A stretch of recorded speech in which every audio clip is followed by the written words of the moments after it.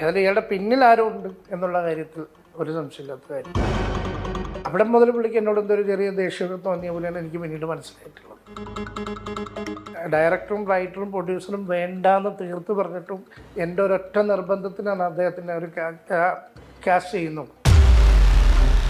ഇപ്പം ഞാൻ എൻ്റെ കുടുംബവും എൻ്റെ കുട്ടികളും അനുഭവിച്ച വേദന, ആ കുട്ടികൾ മോൻ ഏകദേശം ഡിപ്രഷൻ സൈഡിലോട്ട് വരെ പോയി. അതെന്താണെന്ന് ഇപ്പോഴും എനിക്ക് മനസ്സിലായിട്ടില്ല. വിസയുടെ ഇഷ്യൂ ആണോ വേറെ എന്തെങ്കിലും ഇഷ്യൂ ആണോ എന്ന് എനിക്കിതുവരെ മനസ്സിലായിട്ടില്ല. പുള്ളി ഞാനുമായിട്ട് സംസാരിച്ചാലേ അറിയുള്ളൂ. ഞാൻ പറഞ്ഞു ചിലപ്പോൾ പുള്ളിയുടെ തെറ്റിദ്ധാരണയായിരിക്കാം. പുള്ളി ഇപ്പം എനിക്ക് അത്രയും രൂപ തന്നത് ചിലപ്പോൾ പുള്ളി തെറ്റിദ്ധരിച്ചിട്ടുണ്ടാകും. നമ്മുടെ ലാൽ സാറിൻ്റെ അമ്മ മരിച്ചിട്ട് ഞാൻ പോസ്റ്റ് ഇട്ടില്ല. ആ അമ്മയുടെ അടിയിൽ വന്നിട്ട് ചീത്തയാണല്ലോ, ഈ ഫോട്ടോയുടെ അടിയിൽ ചീത്തയാണല്ലോ പറയണം. അതുകൊണ്ട് ഞാൻ ആ ബഹുമാനം കൊണ്ട് ഞാൻ ആ അമ്മയുടെ പോസ്റ്റ് പോലും ഇട്ടില്ല. നമ്മളൊരു ജോലി ചെയ്യുമ്പോൾ സ്വാഭാവികമായിട്ട് അതിന് തിരിച്ചൊരു പ്രതിഫലം പ്രതീക്ഷിക്കാൻ പറയില്ല ശരിക്കും. അപ്പം അങ്ങനെ ആ ഒരു സൗഹൃദ സമയത്ത് നമുക്കത് പറയാൻ ഒരിക്കലും പറ്റില്ലല്ലോ. പിന്നെ അവരറിഞ്ഞ് ചെയ്യേണ്ടത് അവരുടെ ഉത്തരവാദിത്വം. ഞാൻ അദ്ദേഹത്തിനോട് തിരിച്ചു തരാമെന്ന് പറഞ്ഞപ്പോൾ അദ്ദേഹത്തിനോട് പറഞ്ഞു, ഞാൻ തിരിച്ചു വേണ്ട അതൊക്കെ ഇത്രയും നാളായിട്ട് ഞങ്ങൾക്ക് വേണ്ടി പണിയെടുക്കുന്നതല്ലേ, അത് അതൊക്കെ ഒരു നല്ല ആവശ്യത്തിന് വേണ്ടിയാണല്ലോ, അത് നിങ്ങളത് വെച്ചോളൂ എന്നാണ് അദ്ദേഹം പറഞ്ഞത്. ഞാൻ വിളിച്ചിരുന്നു. ഞാൻ പ്രസ് മീറ്റ് കഴിഞ്ഞ് ഞാൻ രാത്രി അനീഷിനെയും വൈഫിനെയൊക്കെ വിളിച്ചു. ഒരു പക്ഷേ എൻ്റെ ഒരു ഫോൺ എടുത്തില്ല. Welcome NM Badusha. ബാദുക്ക സ്വാഗതം. ഈ നമ്മളിപ്പോൾ നമ്മൾ ഇതിന് മുൻപൊക്കെ ഇൻ്റർവ്യൂസ് ചെയ്തിട്ടുണ്ട്. അത് വളരെ ഹാപ്പി ഫേസിലുള്ള ഇൻ്റർവ്യൂ ആണ്. പക്ഷേ ഇപ്പോഴത്തെ ഒരു ഫേസ് അത്ര ഹാപ്പി ആണോ എന്ന് ചോദിച്ചു കഴിഞ്ഞാൽ അത്രത്തോളം ഹാപ്പി ആണോ? തീർച്ചയായിട്ടും അല്ല. ഈ ഞാൻ ചോദിക്കട്ടെ, ഇപ്പം ശരിക്കും ഈ ഒരു സൗഹൃദത്തിൽ പോകുന്ന ആളുകൾ തമ്മിൽ വിള്ളലുകൾ വീഴുന്നത് സ്വാഭാവികമാണ്. ഈ ഹരീഷ് കണാരനും ബാദുഷയും തമ്മിൽ ഇപ്പം ഹരീഷ് കണാറിൻ്റെ ഡേറ്റ്സ് ഹാൻഡിൽ ചെയ്തുകൊണ്ടിരുന്നത് ഇക്കയാണ്. ഈ ഒരു വിള്ളൽ വീഴുക എന്ന് പറയുന്നത് ഈ പൈസയുടെ ഒരു ഇഷ്യൂ മാത്രമാണോ? എന്താണ് ഈ വിള്ളൽ വീഴാനുള്ള റീസൺ? അല്ല, അതെന്താണെന്ന് ഇപ്പോഴും എനിക്ക് മനസ്സിലായിട്ടില്ല. വിസയുടെ ഇഷ്യൂ ആണോ വേറെ എന്തെങ്കിലും ഇഷ്യൂ ആണോ എന്ന് എനിക്കിതുവരെ മനസ്സിലായിട്ടില്ല. പുള്ളി ഞാനുമായിട്ട് സംസാരിച്ചാലേ അറിയുള്ളൂ. ഈ അദ്ദേഹത്തിൻ്റെ ഡേറ്റ് നോക്കുന്നതിൽ നിന്ന് ഹാൻഡിൽ ചെയ്യുന്നതിൽ നിന്ന് മിക്ക പിന്മാറാനുള്ള റീസൺ എന്താണ്? അല്ല, പൊതുവെ പടങ്ങളെല്ലാം ഞാൻ പറഞ്ഞു, ഞാൻ പ്രൊഡക്ഷൻ സൈഡിലോട്ട് മാറിയോടുകൂടി ഞാൻ മൊത്തത്തിലൊന്ന് മറ്റേ പ്രൊഡക്ഷൻ കൺട്രോളിങ് പരിപാടിയും ഈ ഇങ്ങനെ ഡേറ്റ് ഹാൻഡിൽ ചെയ്യുന്ന പരിപാടിയൊക്കെ ഞാൻ പതുക്കെ മാറിയായിരുന്നു. ഞാൻ സിനിമ പ്രൊഡ്യൂസ് ചെയ്യാൻ വേണ്ടി ഇറങ്ങിയോടുകൂടി ഞാൻ അതിൽ നിന്നൊക്കെ പതുക്കെ മാറിയായിരുന്നു. അങ്ങനെ മാറിയെന്നുണ്ടോ? അങ്ങനെ മാറിയത്. ശരിക്കും ആള് പറയുന്ന ഒരു കാര്യം എന്ന് വെച്ചാൽ 20 ലക്ഷം രൂപ മേടിച്ചു, പലപ്പോഴായിട്ട് ചോദിച്ചിട്ട് തിരിച്ചു തന്നില്ല. അതിനൊപ്പം തന്നെ തിരിച്ചു ചോദിച്ചപ്പോൾ കടം കൊടുക്കുന്ന ആൾ ശത്രുവായി എന്നുള്ള രീതിയിൽ അദ്ദേഹത്തിന്റെ പടങ്ങൾ കളഞ്ഞു എന്നുള്ള ഒരു വളരെ നെഗറ്റീവ് ഒരു ഇമ്പാക്റ്റാണ് ഉണ്ടാക്കി തന്നിരിക്കുന്നത്. ശരിക്കും ഇതിലൊക്കെ എത്രത്തോളം സത്യമുണ്ട്? ഇതിൽ ക്യാഷ് മേടിച്ചു, 20 ലക്ഷം മേടിച്ചിട്ട് അദ്ദേഹത്തിന് ഇതിൽ തിരിച്ചു തന്നിട്ടില്ലെന്നാണ്. ഞാൻ 20 ലക്ഷം അദ്ദേഹത്തോട് ചോദിച്ചത് സത്യമാണ്. പക്ഷെ പുള്ളി എനിക്ക് 20 ലക്ഷം രൂപ തന്നിട്ടില്ല. പുള്ളി ഒരു 10 ലക്ഷം രൂപ ആദ്യം തന്നു, പിന്നെ ഒരു മാസം കഴിഞ്ഞപ്പോൾ ഒരു 4 ലക്ഷം തന്നു. ആ രണ്ടാമത്തെ ദിവസം 4 ലക്ഷം രൂപ പുള്ളിക്ക് തിരിച്ചു കൊടുത്തു. അത് കഴിഞ്ഞ് പല പ്രാവശ്യമായിട്ട് ഒരു 3 ലക്ഷം ഞാൻ പുള്ളിക്ക് തിരിച്ചു കൊടുത്തു. ഇനി 7 ലക്ഷം കൊടുക്കാനുള്ളൂ. അപ്പോൾ അങ്ങനെ കൊടുത്തിട്ടുണ്ടെങ്കിൽ പിന്നെ അദ്ദേഹം എന്തിനായിരിക്കും 20 ലക്ഷം രൂപ ഇതുവരെ തന്നിട്ടില്ല എന്ന് പറഞ്ഞാൽ ഇത്രയും മാധ്യമങ്ങളുടെ മുൻപിൽ താറടിച്ച് കാണിക്കേണ്ട ഒരു പർപ്പസ് എന്തായിരിക്കും? ചോദിച്ചില്ലേ? ഞാൻ പറഞ്ഞു ചിലപ്പോൾ പുള്ളിയുടെ തെറ്റിദ്ധാരണയായിരിക്കാം. പുള്ളി ഇപ്പം എനിക്ക് അത്രയും രൂപ തന്നത് ചിലപ്പോൾ പുള്ളി തെറ്റിദ്ധരിച്ചിട്ടുണ്ടാകും. അതിനെന്താ നമ്മൾ ചെയ്യേണ്ടത്? നമ്മളൊരു ആരോപണം ഉന്നയിക്കുമ്പോൾ നമ്മളെ ബാങ്ക് സ്റ്റേറ്റ്മെൻറ്റ് എടുത്ത് നോക്കി നമുക്കറിയാമല്ലോ. ഞാനൊരു മറുപടി പറയാൻ വന്നപ്പോൾ ഞാൻ എൻ്റെ സ്റ്റേറ്റ്മെൻ്റ് എല്ലാം എടുത്തിട്ടല്ല വന്നിരുന്നത്. പുള്ളി അങ്ങനെ ഒരു ആരോപണം ഉന്നയിക്കുമ്പോൾ പുള്ളിക്കത് ആദ്യം പുള്ളിക്ക് ചെക്ക് ചെയ്യാമല്ലോ. ബാങ്ക് വഴിയല്ല പുള്ളി പൈസ തന്നേക്കുന്നത്. തെറ്റിദ്ധാരണ പറ്റിയതാണ് ആയിരിക്കാം. ഇപ്പം ഇന്നത്തെ ഒരു പ്രസ് മീറ്റിന് ശേഷം അവരുടെ ഭാഗത്ത് നിന്ന് എന്തെങ്കിലും ഒരു വിളികളോ അങ്ങനെ എന്തെങ്കിലും വന്നില്ല? ഒന്നും വന്നിട്ടില്ല. പക്ഷെ ഞാൻ വിളിച്ചിരുന്നു. ഞാൻ പ്രസ് മീറ്റ് കഴിഞ്ഞ് ഞാൻ രാത്രി അനീഷിനെയും വൈഫിനെയൊക്കെ വിളിച്ചു. ഒരു പക്ഷേ എൻ്റെ ഒരു ഫോൺ എടുത്തില്ല. വിളിച്ചു ഫോൺ എടുത്തില്ല. ഹരീഷ് കണാറിന് ഇന്റർവ്യൂ കൊടുത്തതിന് ശേഷം ഒരു തിയേറ്റർ വിസിറ്റിന്റെ സമയത്ത് അദ്ദേഹം പറയണ്ടായി, വിളിച്ചു, ബാദുക്ക എന്നെ വിളിച്ചിട്ടുണ്ടായിരുന്നു, പൈസ തരാമെന്ന് പറഞ്ഞു, എല്ലാം ഓക്കെ ആയി എന്ന് പറഞ്ഞു അദ്ദേഹം ഒരു സ്റ്റേറ്റ്മെന്റ് പറയുന്നുണ്ടായി. പക്ഷെ അതിനെ നേരെ എതിർക്കുക, ഞാൻ അങ്ങനെ വിളിച്ചിട്ടേ ഇല്ല. എന്തിനായിരിക്കും പുള്ളി കള്ളം പറയുന്നത്? അതെനിക്ക് മനസ്സിലാകുന്നില്ല. പുള്ളിക്ക് ഒരു കുറ്റബോധം തോന്നി എന്നുള്ളതാണ് എനിക്ക് പല പ്രാവശ്യം മനസ്സിലായിട്ടുള്ള കാര്യം. പുള്ളി പലരെയും ബന്ധപ്പെടുമ്പോൾ പുള്ളിക്ക് ഒരു അബദ്ധം പറ്റിയ പോലെയാണ് പിന്നീട് സംസാരമൊക്കെ ഉണ്ടായിരിക്കുന്നത്. നമ്മളുമായിട്ട് വേണ്ടപ്പെട്ടവരൊക്കെ തമ്മിൽ സംസാരിക്കുമ്പോഴൊക്കെ പുള്ളിയുടെ ഭാഗത്തുനിന്ന് അങ്ങനെ ഒരു എടുത്തുചാട്ടമായിപ്പോയി, അങ്ങനെ ഒരു അബദ്ധം പറ്റി എന്നുള്ള രീതിയിലാണ് പുള്ളി അവരോടൊക്കെ പറഞ്ഞേക്കുന്നത്. പുള്ളി പറഞ്ഞ സ്റ്റേറ്റ്മെന്റ് ഉണ്ട്, ധർമ്മജനം ഇതുപോലെ കടം കൊടുത്ത് പെട്ട് നിൽക്കുകയാണെന്നുള്ളത്. അപ്പം എൻ്റെ തന്നെ ഇന്റർവ്യൂവിൽ ഞാൻ ധർമ്മജന്റെ അടുത്ത് ചോദിച്ചിട്ടുണ്ടായിരുന്നു, ഒരാളൊക്കെ കണ്ടിട്ടുണ്ടോ എന്നറിയില്ല, ഇങ്ങനെ ഒരു കടം കൊടുക്കുന്നതിനെ ബന്ധപ്പെട്ടൊരു ചോദിച്ചപ്പം ധർമ്മചേട്ടൻ പറഞ്ഞത്, ഞാൻ കടം കൊടുത്ത് ഞാൻ നോക്കിക്കോളാം, അപ്പം ഇങ്ങനെ ഒരു ഇഷ്യൂ ഉണ്ടാവരുത്, ഇപ്പം ഹരീഷ് കണാറിനെയും നിർമ്മലിനെയും എൻ്റെ വീട്ടിൽ വിളിച്ചു വരുത്തി ഞാൻ ഇവിടെ ഇരുന്ന് സംസാരിച്ച് നമുക്ക് പറയാം, നമുക്ക് ബാദുഷയുടെ സംസാരിക്കാം, നമുക്ക് സംസാരിച്ച് തീർക്കാൻ നമ്മൾ സോൾവ് ആക്കി വിട്ടതാണ് അവരെ. പിറ്റേ ദിവസം മുന്ന് പുള്ളി എന്തിനാണ് ഇത് മാധ്യമങ്ങളിൽ പറഞ്ഞത് എനിക്ക് മനസ്സിലായില്ല. എൻ്റെ കാശ് നോക്കാൻ എനിക്കറിയാവുന്നതാണുള്ള സ്റ്റേറ്റ്മെൻറ്റാണ് ധർമ്മൻ ചേട്ടൻ പറഞ്ഞത്. ഈ ധർമ്മൻ ചേട്ടൻ അത് ഹരീഷ് കണാരൻ പറഞ്ഞതിൽ എന്ത് സത്യമാണോ ധർമ്മൻ ചേട്ടൻ്റെ ഒരു കാര്യം പറഞ്ഞത്? ഹരീഷ് കണാരൻ പറഞ്ഞ ഞാനും ധർമ്മജനും ഞാൻ ആ സമയത്ത് ഹരീഷിൻ്റെയും ധർമ്മജൻ്റെയും വേറൊരു ആർട്ടിസ്റ്റിൻ്റെയും ഡേറ്റുകൾ മാനേജ് ചെയ്തുകൊണ്ടിരുന്ന ആളാണ്. എനിക്കൊരു അത്യാവശ്യം ഞാൻ നല്ല സിനിമകൾ ചെയ്തുകൊണ്ടിരിക്കുന്ന സമയമാണ്. എനിക്ക് ആരോട് ചോദിച്ചാലും എനിക്കൊരു ആവശ്യത്തിന് പൈസ തരാൻ എല്ലാവരും തയ്യാറാകുന്നൊരു സമയമാണ്. പക്ഷെ ഞാൻ ഇവരുടെയൊക്കെ കൂടെ ഇവരുടെ കാര്യങ്ങൾ നോക്കിക്കൊണ്ടിരിക്കുന്നതുകൊണ്ട് എനിക്കൊരു ആവശ്യം വന്നപ്പോൾ ഞാൻ ചോദിച്ചു, എനിക്കിങ്ങനൊരു ആവശ്യമുണ്ട്. ധർമ്മജനും മറ്റേ നടനും എന്നോട് പറഞ്ഞത്, മറ്റേ നടൻ എന്നോട് പറഞ്ഞത് പൈസ ഞാൻ തിരിച്ചു തരാമെന്ന് പറഞ്ഞപ്പോൾ അതൊക്കെ എനിക്ക് തിരിച്ചു തരണം. അത് ഞാൻ പറയുന്നില്ല. ഞാൻ മാനേജ് ചെയ്തിരുന്ന നടനെന്ന് എല്ലാവർക്കും അറിയാലോ. ഞാൻ അദ്ദേഹത്തിനോട് തിരിച്ചു തരാമെന്ന് പറഞ്ഞപ്പോൾ അദ്ദേഹം എന്നോട് പറഞ്ഞത് ഞാൻ തിരിച്ചു വേണ്ട അതൊക്കെ ഇത്രയും നാളായിട്ട് എനിക്ക് വേണ്ടി പണിയെടുക്കണമല്ലേ, അത് അതൊക്കെ ഒരു നല്ല ആവശ്യത്തിന് വേണ്ടിയാണല്ലോ, അത് നിങ്ങളത് വെച്ചോളൂ എന്നാണ് അദ്ദേഹം പറഞ്ഞത്.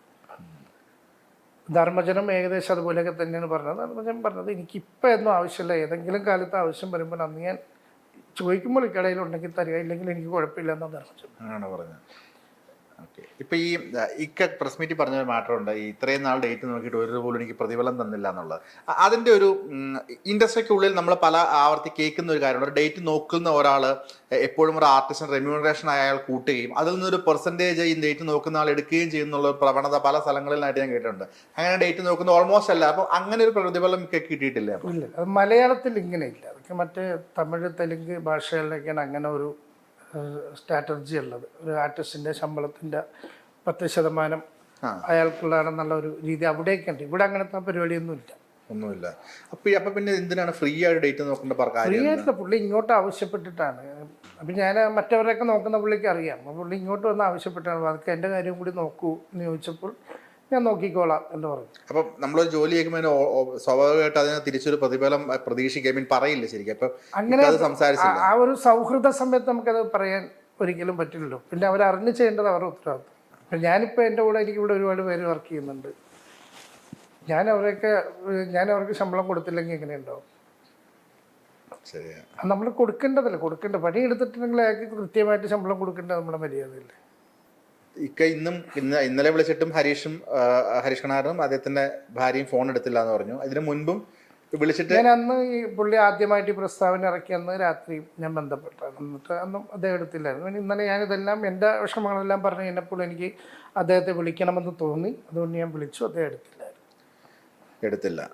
ഓക്കെ, ഇന്നലെ ആക്ച്വലി എന്ത് പറയാനായിരിക്കും വിളിച്ചത്? അല്ല, പുള്ളി എന്നെ പറ്റി ഒരു ആരോപണം ഉന്നയിച്ചു. അതിൻ്റെ സത്യാവസ്ഥ ഞാൻ വെളിപ്പെടുത്തിയിട്ടുണ്ട്. എനിക്ക് നിങ്ങളോട് വിരോധമൊന്നുമില്ല എന്ന് പറയാൻ വേണ്ടി തന്നെയാണ് ഞാൻ വിളിച്ചത്. പക്ഷേ ഇന്നലെ പറഞ്ഞതിൻ്റെ അത് രൂക്ഷമായ ഒരു പ്രസ്താവന, ഒരു ആരോപണമുള്ള അദ്ദേഹത്തിൻ്റെ കയ്യിലിരിപ്പുകൊണ്ട് മാത്രമാണ് അദ്ദേഹത്തിന് അവസരങ്ങൾ നഷ്ടപ്പെട്ടത്.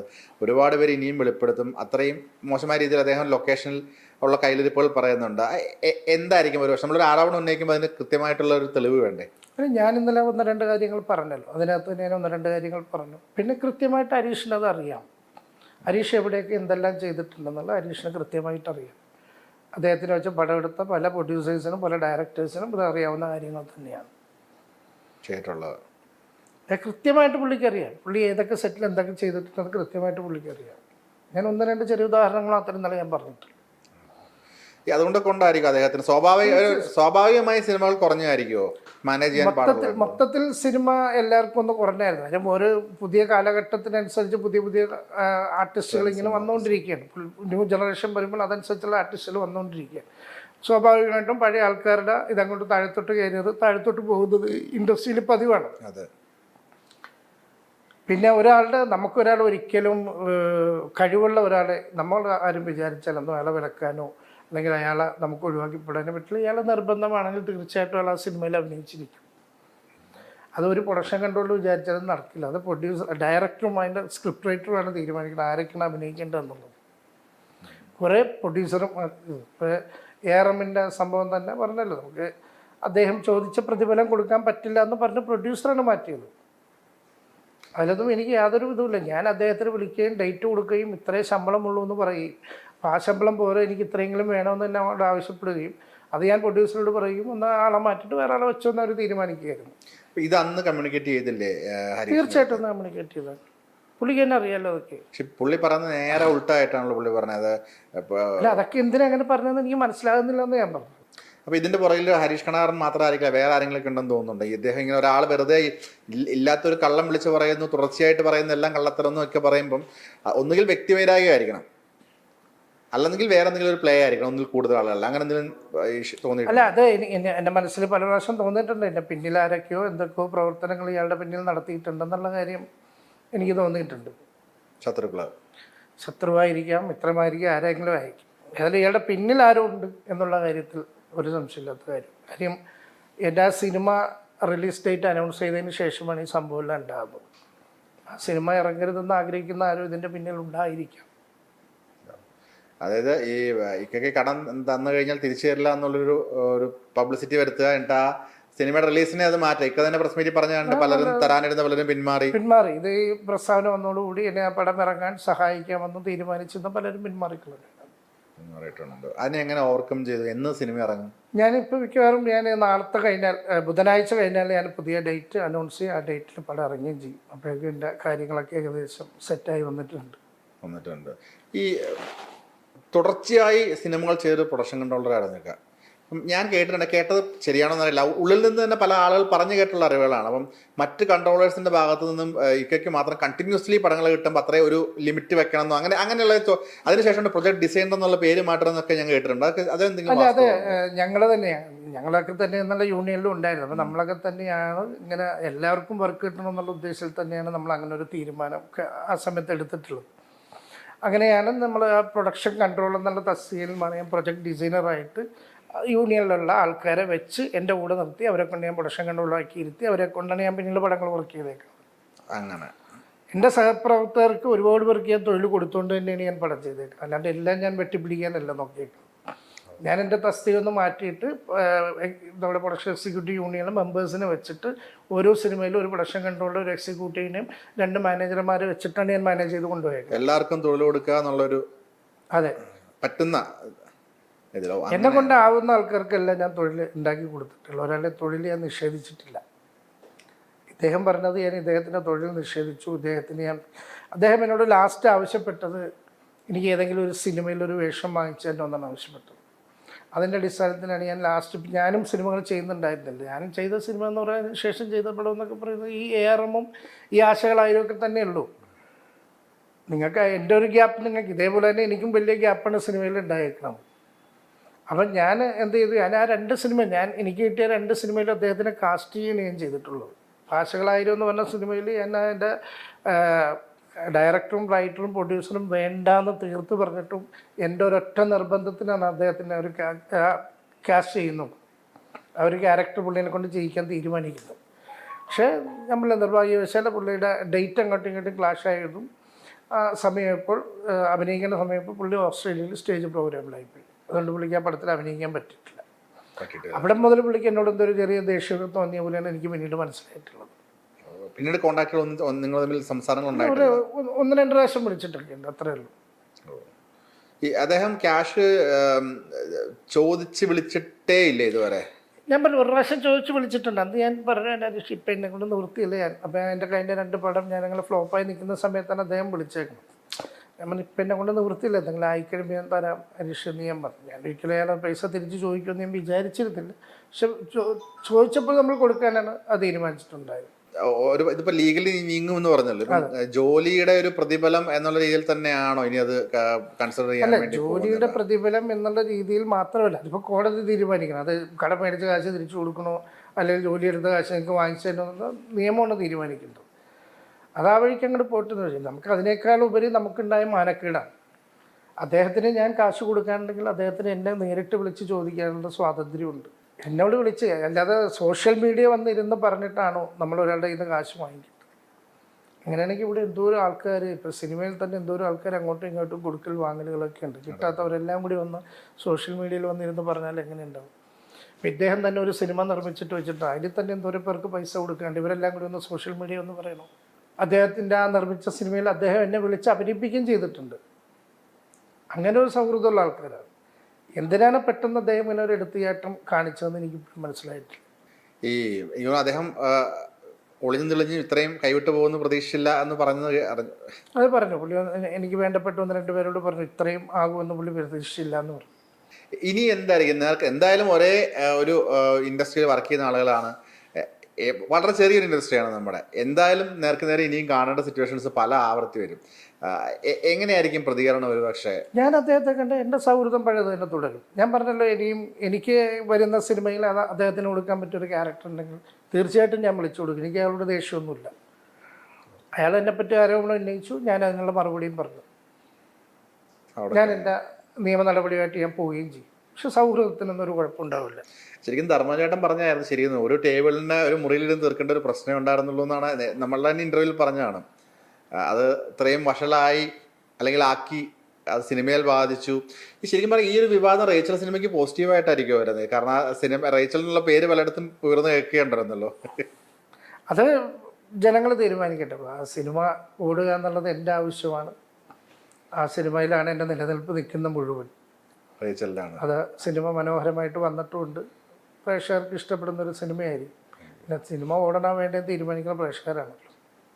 ഈ കഴിഞ്ഞ ദിവസം അദ്ദേഹത്തിന്റെ പോസ്റ്റിന്റെ താഴെ അയക്കേണ്ട ഒരു കമന്റ് ഉണ്ടായിരുന്നു. ഈ ഒരാളെ വ്യക്തിഹത്യ ചെയ്യുമ്പോൾ എല്ലാവർക്കും ഇത് ബാധകമാണെന്നുള്ള ഓർക്കണം എന്നുള്ള ഇത്. അതിടാനുള്ള ഒരു ചേതവികാരം എന്താണ്? പബ്ലിക് പ്ലാറ്റ്ഫോമിലല്ലേ അതിന്റെ താഴെയൊക്കെ ക്യാഷ് കൊടുത്തിട്ട് നീ സംസാരിക്കാന്നുള്ള ടോണാണ് അത് വരുന്നുണ്ട്. ഇപ്പൊ ഞാൻ എന്ത് ചെയ്താലും, ഇപ്പൊ ഞാൻ എന്ത് പോസ്റ്റ് ചെയ്യുന്നു, ഇപ്പൊ ഷാഫിക്കയുടെ ഓർമ്മ ദിവസമാണെന്ന് ഞാൻ അതിട്ടപ്പോൾ അതിനിടയിലും ഇത് തന്നെ പറഞ്ഞുകൊണ്ടിരിക്കണം, കാശ് കൊടുക്കുക. ഒരാൾ മരിച്ച പോസ്റ്റ് ഇട്ടിട്ട് മരിച്ചതിൻ്റെ പോസ്റ്റിൽ പോയി അതിനിടയിൽ പോലും അറിയാം. ഞാൻ നിങ്ങൾ ശ്രദ്ധിച്ചിട്ടില്ല, ഞാൻ ആര് മരിച്ചാലും എന്ത് സംഭവിച്ചാലും സിനിമ മേഖലയിൽ ഏറ്റവും ആദ്യം പോസ്റ്റ് ഇടുന്ന ഞാനായിരിക്കും. ഞാനിപ്രാവശ്യം നമ്മുടെ ലാൽ സാറിൻ്റെ അമ്മ മരിച്ചിട്ട് ഞാൻ പോസ്റ്റ് ഇട്ടില്ല. കാര്യം അത്രയും വലിയൊരു മഹാനടൻ്റെ അമ്മ മരിച്ച പോസ്റ്റ് ഇടുമ്പോൾ അടിയിൽ ആ അമ്മയുടെ അടിയിൽ വന്നിട്ട് ചീത്തയാണല്ലോ, ഈ ഫോട്ടോയുടെ അടിയിൽ ചീത്തയാണല്ലോ പറയണം. അതുകൊണ്ട് ഞാൻ ആ ബഹുമാനം കൊണ്ട് ഞാൻ ആ അമ്മയുടെ പോസ്റ്റ് പോലും ഇട്ടില്ല. അതിന് മുമ്പ് സീനിയേട്ടൻ്റെ പോസ്റ്റ് എന്തൊരു തെറി അതിനിടയിലൊക്കെ വന്ന് പറഞ്ഞുകൊണ്ടിരിക്കും. ഇതൊക്കെ അനുഭവിച്ചാലേ പഠിക്കുള്ളൂ. അതല്ലേ ഞാൻ ഹരീഷ് ആത്മഹത്യ ചെയ്ത ആളെ പറ്റി ആ പോസ്റ്റ് ഇട്ടപ്പോൾ എനിക്ക് അതിനിടയിൽ അങ്ങനെ ഒരു കുറിപ്പിടണമെന്ന് തോന്നി. അതിൻ്റെ ഒരു വിഷമം എന്താണെന്ന് പുള്ളിയൊന്ന് മനസ്സിലാക്കാൻ വേണ്ടി ഞാൻ ഇട്ടതാണ്. അനുഭവിച്ചാലേ ഇതൊക്കെ പഠിക്കുകയുള്ളൂ. എല്ലാവർക്കും പിടിച്ചിരിക്കാൻ പറ്റുന്നവരില്ല. അതുകൊണ്ടാണല്ലോ അദ്ദേഹം പോയി ആത്മഹത്യ ചെയ്ത് കളഞ്ഞത്. ഇപ്പം ഞാൻ എൻ്റെ കുടുംബവും എൻ്റെ കുട്ടികളും അനുഭവിച്ച വേദന, ആ കുട്ടികൾ മോൻ ഏകദേശം ഡിപ്രഷൻ സൈഡിലോട്ട് വരെ പോയി. അപ്പോൾ ഒന്ന് ആലോചിച്ച് നോക്കി, പിള്ളേരെന്തെങ്കിലും ചെയ്തു കഴിഞ്ഞാൽ ഹരീഷ് എന്ത് ചെയ്യുമായിരുന്നു? ഈ കൂടെ പഠിക്കുന്ന പിള്ളേർക്ക് എല്ലാവരും കുഞ്ഞുങ്ങളാണല്ലോ. ഇപ്പം എത്ര പ്രായപൂർത്തിയായെന്ന് പറഞ്ഞാൽ ആ ഒരു ഏജിൻ്റെ വെച്ചിട്ട് അവർ കളിയാക്കും. അങ്ങനത്തെ സിറ്റുവേഷനിൽ കൂടെ കടന്നു പോയിട്ടുണ്ടാവും കുട്ടികൾ. ഈ മോളുടെ പോസ്റ്റിന് താഴെയൊക്കെയാണ് ഒരുപാട് സൈബർ അറ്റാക്കുകൾ വരുന്നത്. മോളൊക്കെ എങ്ങനെയാണ് പ്രതികരിക്കുന്നത്? അവള് ഭയങ്കര ബോൾഡാണ്. അവളതാണ് അന്ന് ഞാൻ പോലും അറിയാതെ അന്ന് അവളാ ലൈവ് പോയത്. എന്ത് പറഞ്ഞത് കണ്ടപ്പോൾ മോളുടെ അടുത്ത് വേണ്ടായിരുന്നു നമുക്ക് ചെയ്യണ്ടായിരുന്നല്ലോ, വെറുതെ അതിൻ്റെ ഇടയിൽ തെറിയല്ലേ വരുള്ളൂ, അത് കുഴപ്പമില്ല ഹാപ്പിയെന്ന്. പക്ഷെ മോളുടെ പേജിൻ്റെ ഇടയിൽ വന്ന് നമ്മൾ അറ്റാക്ക് നടത്തിയേക്കുന്നവർക്കെല്ലാം എതിരെ. പക്ഷെ ഞാൻ കൂടുതലും നോക്കുമ്പോൾ എല്ലാം ഫേക്ക് ഐഡിയ. അത് എൻ്റെ അടുത്ത ചോദ്യങ്ങളിൽ തന്നെ അതാണ്. അതെങ്ങനെ ഒരിക്കലും സൈബർ അറ്റാക്ക് ചെയ്താണ്. ഞാൻ മൊത്തം സാധനം എടുത്ത് നോക്കുമ്പോൾ വളരെ കുറച്ച് ആൾക്കാർ ജെന്യുവനല്ലോ, ബാക്കിയെല്ലാം ഫേക്ക് ഐഡിയ.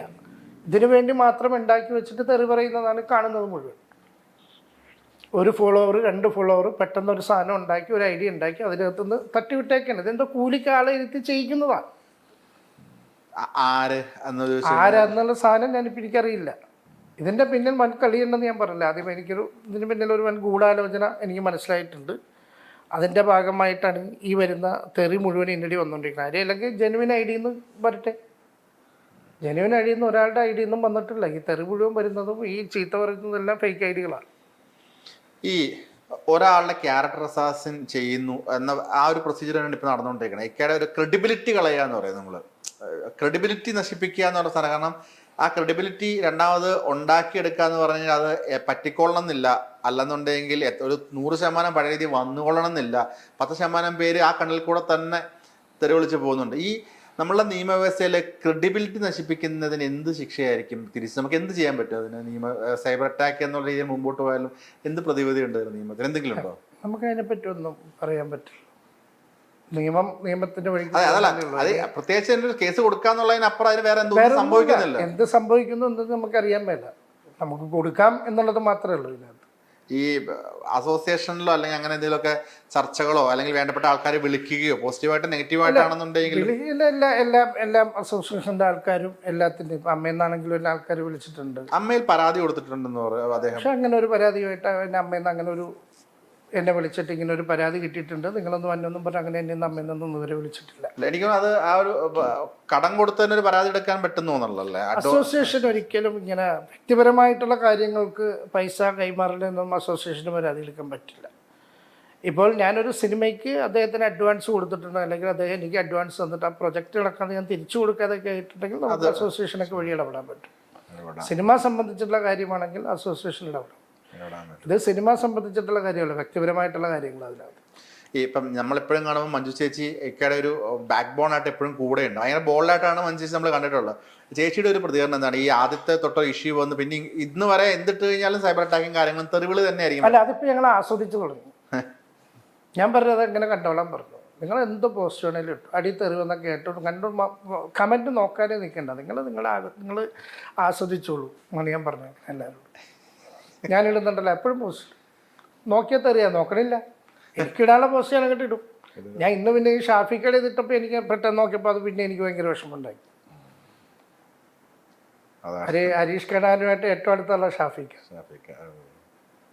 ഈ ഇടുന്നവർക്ക് എന്താ കഥ എന്ന് പറയാൻ ഉള്ളത് ഇട്ടാ വാദക്ഷ പോസ്റ്റ് ഇട്ടു എന്നാ തെറി വിളിച്ചേക്കാം.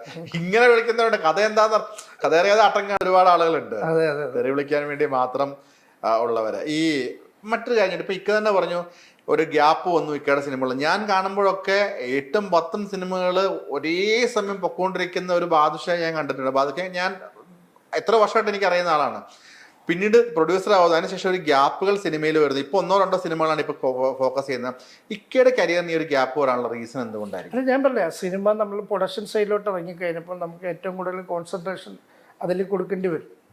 പിന്നെ അത് നമുക്ക് സാമ്പത്തികമായി ബാധ്യതയിലോട്ട് മാറുമ്പോൾ പിന്നെ നമുക്ക് പിന്നെ ഒന്നിലും ശ്രദ്ധിക്കാൻ പറ്റില്ല. പിന്നെ ഇതെങ്ങനെ ഈ ബാധ്യത തീർക്കാൻ പറ്റുമെന്നുള്ള ചിന്തകളും അടുത്ത പ്രൊജക്റ്റുകൾ കൊണ്ടുവരിക, എങ്ങനെയെങ്കിലും തീർക്കണമെന്നുള്ള ആവശ്യങ്ങളുമായിട്ടുള്ള നമ്മുടെ ഓട്ടങ്ങളാണ്.